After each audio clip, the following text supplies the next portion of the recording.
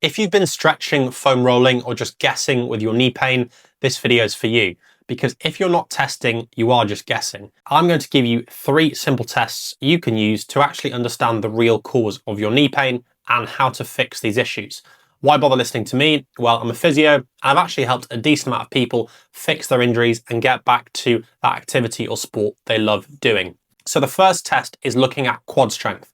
Now, the quads are muscles on the front of your leg between your knee and your hip, and they play an important role in knee health, stability, and performance. So we're going to use the single leg wall sit to test quad strength. You're going to set up in this position with your back and the rest of your body in contact with the wall and your leg away from the wall. I want you to get as low on the wall as possible. Obviously, if you've got a painful and sore knee, you'll only be able to go to a certain depth.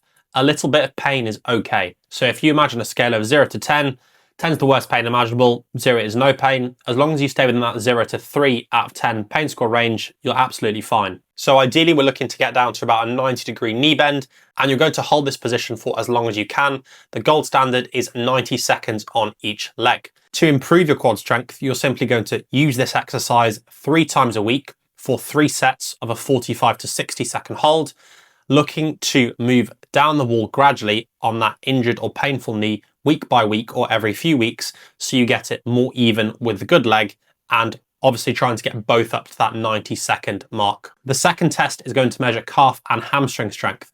These muscles again play an important role in knee strength, stability, and performance, but these are on the back of the knee, not the front.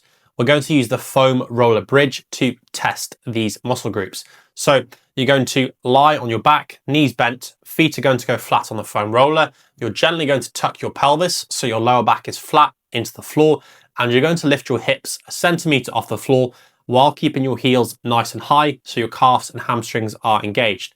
And you're simply going to hold this position for as long as you can until failure.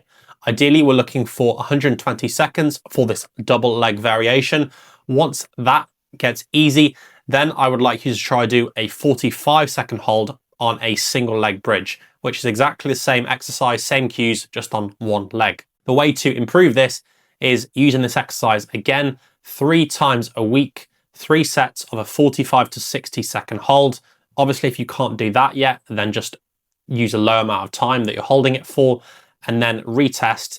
And we're looking to, again, improve hamstring strength on both sides, but also try reduce the deficit from the injured side to your good leg. The third test we're looking at is going to measure hip mobility. Now, hip mobility doesn't seem like it would affect knee pain, but because of how our body moves, our hips have a very important role in terms of when we squat, when we deadlift, when we change direction, when we do a lot of different movements. So if there's a significant difference side to side in terms of mobility, this can definitely affect your knee. So we're going to use the shin box to test this. You're going to set up in this position. There's no objective measurement here. So this is very subjective, and you just need to understand how it feels different side to side. So ideally, we're looking to be quite upright with our torso, and just notice any difference side to side in terms of where you're feeling tightness and discomfort and restriction. So usually with a lot of people, one side will feel a lot more open and less restricted than the other. And particularly someone with knee pain, you might see a big difference side to side here. How do we improve this? Well, we use a slightly different exercise here. We don't use the shin box, we use the kickstand hinge to improve hip mobility. So you're going to set up in this position, standing on one leg, slight knee bend to get your weight forward. You don't lose that knee bend. Hands go like this. So one hand on your glute, one hand into the hip crease. And then you're going to hinge while keeping your weight forward. So it's not like a deadlift or an RDL where the weight's into your heel.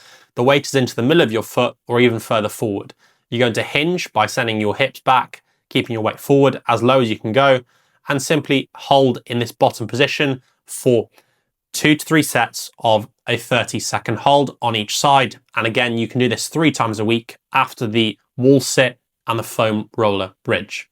A few common mistakes with the kickstand hinge that people make is they feel it in their hamstrings or their lower back. And ideally, we don't want that. We want all the stretch and sensation in your glutes. So if you feel it in your hamstrings, more than likely your weight is too far back. So you need to bring your weight forward to almost to get your heel of that front foot off the floor. That's absolutely fine. That means your weight is far enough forward. if you're feeling it in your lower back, it's probably because you've hinged too much and you've actually started to round through your back instead of using your glutes.